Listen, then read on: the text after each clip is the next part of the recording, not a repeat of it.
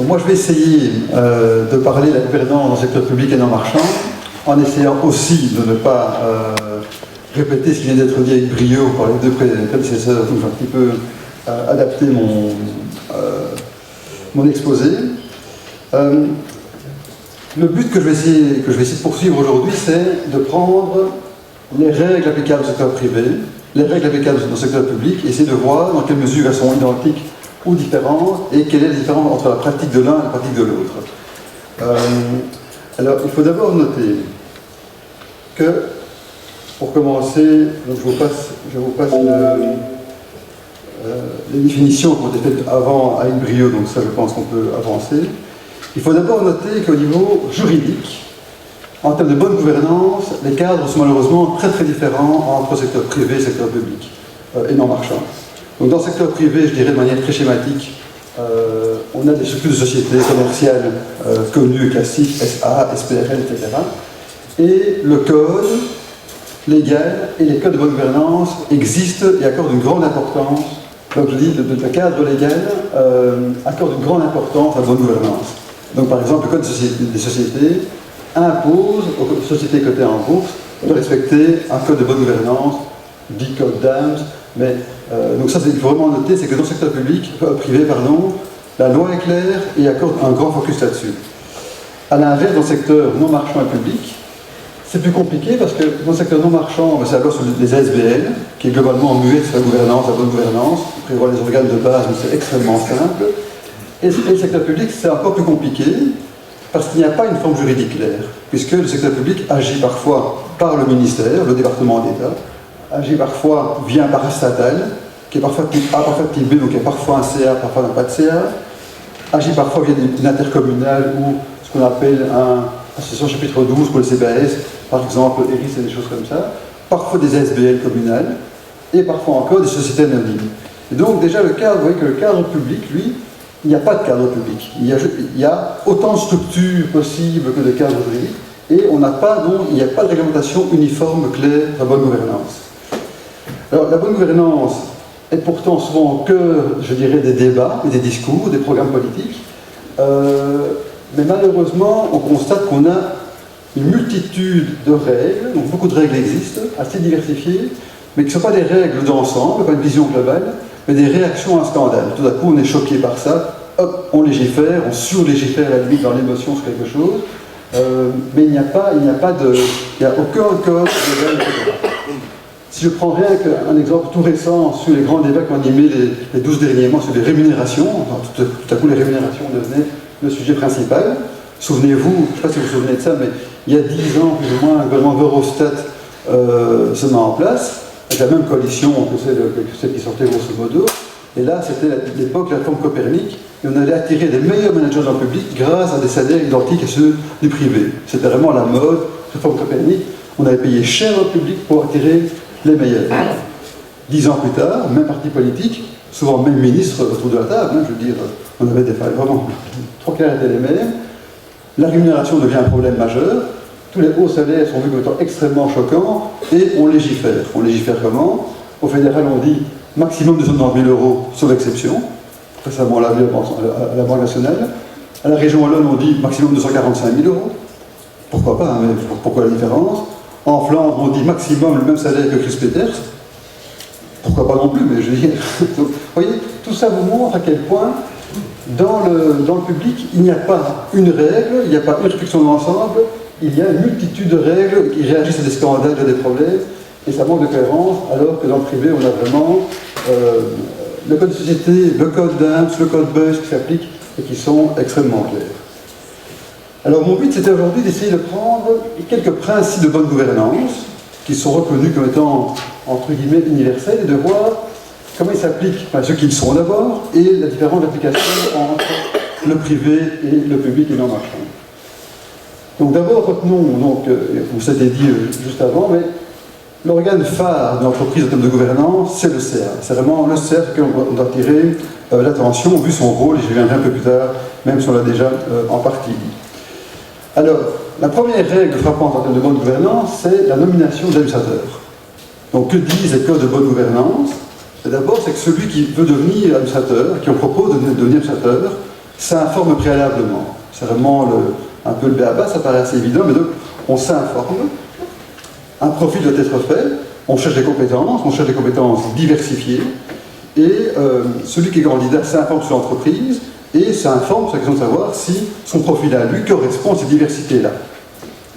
Par ailleurs, en termes de nomination, on veille toujours à ce qu'il n'y ait pas de conflit d'intérêt, valeur essentielle en termes de bonne gouvernance, et on veille aussi à ce que la personne ait une grande culture de la confidentialité qui est importante pour les affaires. Quelle est la pratique dans le secteur public? En fait, donc, juridiquement, ce sont les mêmes règles. Dans les faits, ça n'a rien à voir. Dans les faits, comment raisonne-t-on? On doit appliquer le pacte culturel, qui veut qu'on applique la clé Dunn, c'est-à-dire qu'en gros, le CA doit représenter les partis politiques en fonction du poids électoral de chacun des partis. Alors, en soi, ça peut être une bonne chose. Hein. Qui dit service public, qui dit nos marchands, dit qu'on confie une mission d'intérêt général. Donc il est fondamental qu'il n'y ait pas un parti qui ait tous les mandats. Donc je dis, le principe de base du pacte culturel et de la clé Dunn, c'est d'assurer que dans une mission de service public, toutes les philosophies politiques sont présentées pour avoir un équilibre. En soi, c'est bien. Mais ça veut dire quoi? Ça veut dire que qui nomme l'administrateur?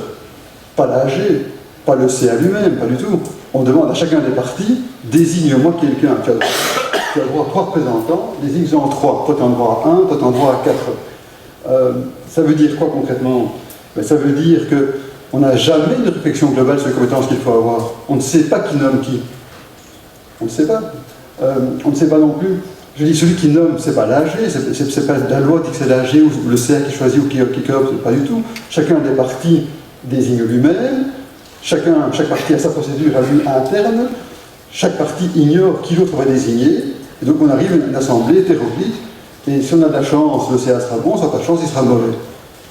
En termes de bonne gouvernance, en principe, un rôle essentiel qui est reconnu, c'est le rôle de la présidence du CA. Là, c'est vraiment quelque chose qui est important. Dans un monde normal, on constitue un CA, on veille à toutes les compétences, on cherche le profil parmi les membres du CA qui peut rassembler et animer le mieux l'équipe, pour être certain que l'organe collectif soit meilleur que chacune des personnalités. Dans le public, c'est pas comme ça que ça marche. Dans le public, on doit désigner 12 CA, on répartit les présidences par parti, et donc on attribue la présidence bien avant de savoir les personnes qui sont membres du CA. Donc je veux dire, ce sont des points essentiels. Vous voyez, même règle juridique en principe, une pratique totalement différente. Autre principe assez classique en termes de bonne gouvernance, et que tous les codes recommandent, c'est qu'il y ait un nombre minimum d'administrateurs indépendants. Je pense que les codes en recommandent 4, et en moyenne, dans une entreprise cotée en bourse, il y en a 4 en moyenne.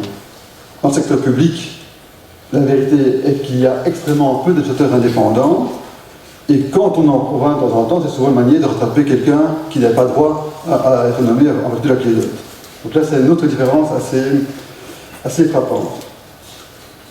Autre règle vraiment importante, et là qui est vraiment fondamentale et qui pose problème, je pense, c'est que l'administrateur, en termes de bonne gouvernance et juridiquement, n'est pas le représentant de son actionnaire. L'administrateur doit agir dans le seul intérêt de l'entreprise. Il n'est pas lié par l'actionnaire. Dans le secteur public, c'est en fait assez différent.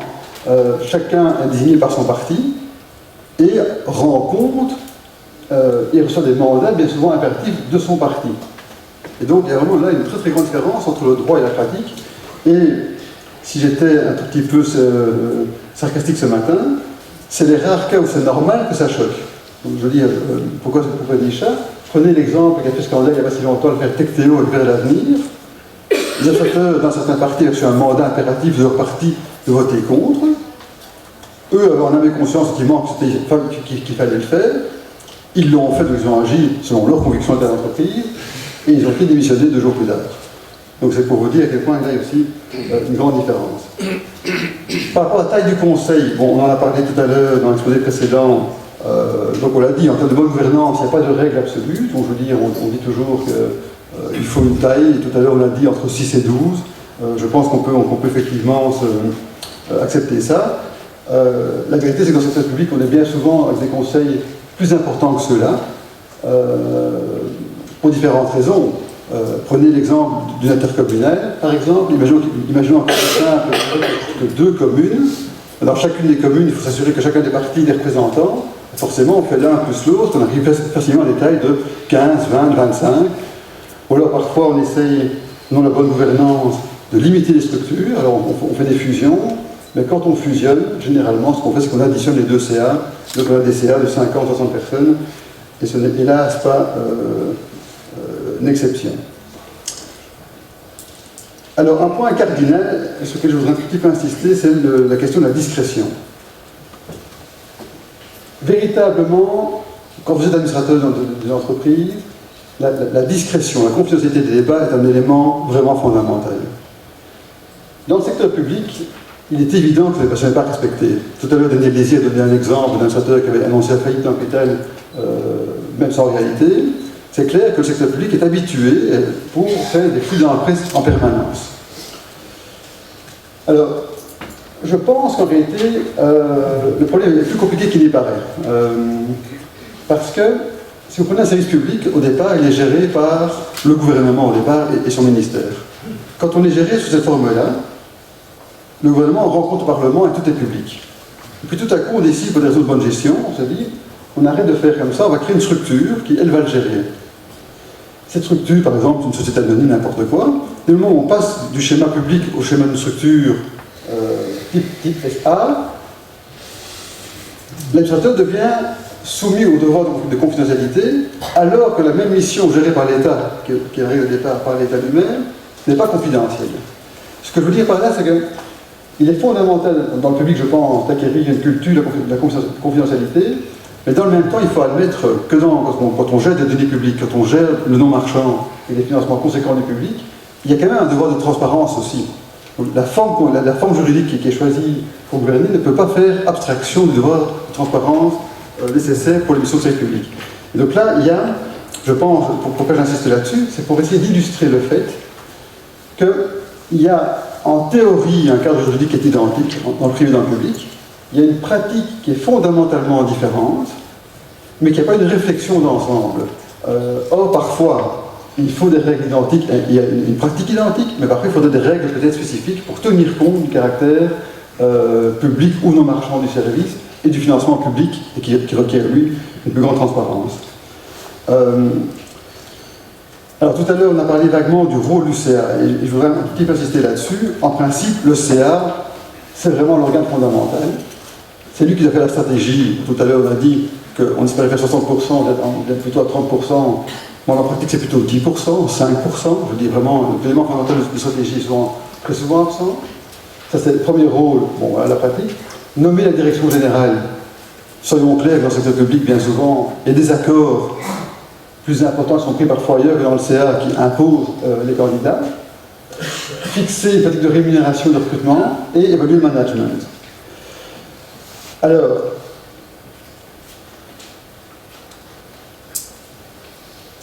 le grand point pour moi, c'est la question de la stratégie, qui n'est pas faite réellement en CA. Et là, je pense qu'il y a vraiment une question de gouvernance qui peut être analysée un jour en profondeur. Quand le secteur public est à la fois opérateur, par exemple un hôpital public, qu'il est en même temps régulateur, parce que l'autorité publique fixe le cadre. Il est clair que le pouvoir politique, qui est à la fois opérateur et régulateur, fondamentalement veut lui-même s'occuper de la stratégie hospitalière. Le public considère que c'est son hôpital, et donc il va à la fois être en manœuvre pour le cadre réglementaire et va à la fois diriger la politique d'hôpital. Prenons l'exemple, prenons la ville de Bruxelles par exemple, qui a 4 hôpitaux. La ville veut assez logiquement dire j'ai 4 hôpitaux, je les spécialise comme ça, comme ça, comme ça, comme ça. Et donc c'est un choix qui est fait, pas par le CA, qui est fait par l'autorité politique. Et donc ce que je veux essayer d'illustrer par ce biais-ci, c'est que dans le secteur public, la stratégie qui est le rôle essentiel du CA, bien souvent lui échappe. C'est anormal, c'est compréhensible, mais ça montre qu'il y a un besoin, je pense, d'une réflexion plus importante. Mon expérience aussi du secteur public, c'est que, en fait, le vrai pouvoir, généralement, se trouve soit en fait, chez l'actionnaire public, soit au comité de direction.